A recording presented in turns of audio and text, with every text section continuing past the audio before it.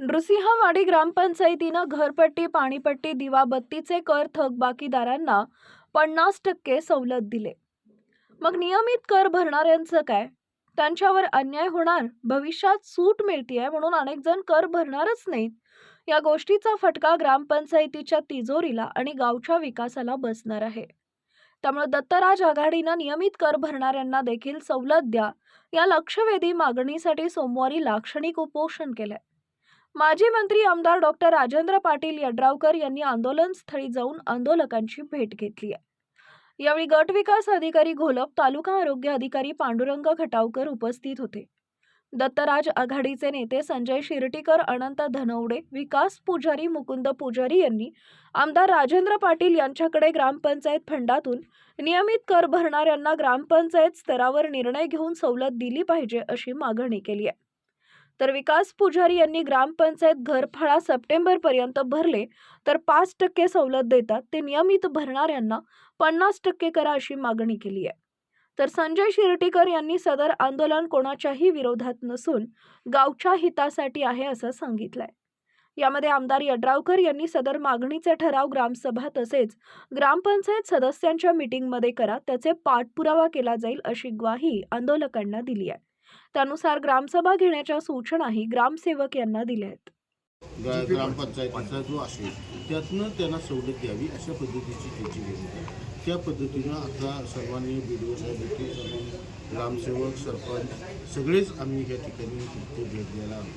तर यात असा निर्णय झाला की गावसभा बोलवायची आणि गावसभेमध्ये त्या पद्धतीनं ठराव करून घ्यायचा आणि त्याच्या आधारावर ग्रामपंचायतीनं त्या बॉडीमध्ये विषय ठेवला. ग्रामपंचायतीनं त्याला काय सवलत देता येईल हे बघून त्याला ग्रामविकास खात्याची मंजुरीची हे ग्रामविकास खात्याकडून मंजुरी घेऊन त्याला काय देता येते का ह्यासाठी म्हणून प्रयत्न करून निश्चितपणे ग्रामपंचायतीनं ठराव करून दिल्यानंतर त्याचा पाठपुरावा करून त्याला काय त्या न्याय देता येईल ही बघण्याची भूमिका निश्चितपणे आम्ही करू. यावेळी गुरुदास खोचरे यांनी आमदार साहेबांनी सांगितल्यानुसार ठराव देण्यासाठी ग्रामपंचायतीनं तातडीनं निर्णय घ्यावेत, ग्रामसभा घ्यावं, तर आमदार राजेंद्र पाटील यड्रावकर यांनी सकारात्मक चर्चा केल्यानं आंदोलन मागे घेतले असल्याचं यावेळी त्यांनी सांगितलंय. नृसिंहवाडीमध्ये नियमित करदात्यांना करामध्ये सवलत मिळण्यासाठी या ठिकाणी आज जे धरणे आंदोलन पुकारण्यात आले होते या ठिकाणी आमदारांनी व BDO साहेबांनी भेट दिली आणि निश्चितपणानं गावसभेचे ठराव घेऊन कर सवलतीबद्दल निर्णय करण्यासाठी गावसभा बोलवावी व गावाला या सगळ्या प्रकरणामध्ये विश्वासात घ्यावं अशा पद्धतीच्या सूचना दिल्या व शासनाकडे हा प्रस्ताव पाठवून निश्चितपणे यावर पॉझिटिव्ह निर्णय घेण्याचे आश्वासन या ठिकाणी आमदारांनी दिले. त्यामुळं या ठिकाणी सरपंचांनी लवकरात लवकर गावसभा घ्यावी व या प्रश्नावर मार्ग काढावा यासाठी आज या ठिकाणी उपोषण स्थगित केले. दरम्यान सरपंच चेतन गवळी, ग्रामसेवक कोळी यांनी आठवड्यात ग्रामसभा घेऊ असं सांगितल्यानं आंदोलनाला यश आणि नियमित कर भरणाऱ्यांना सवलत मिळण्याचे मार्ग सुखकर होणार असल्याचं दिसतंय. यावेळी आंदोलनास जनसुराज्य पक्षाचे प्रदेशाध्यक्ष सुमित कदम यांनी भेट दिली आहे.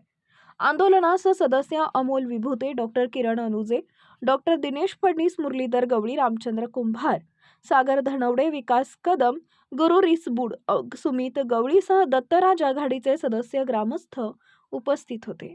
अशाच अपडेटसाठी SP न्यूज चॅनलला लाईक करा, शेअर करा आणि सबस्क्राईब करा.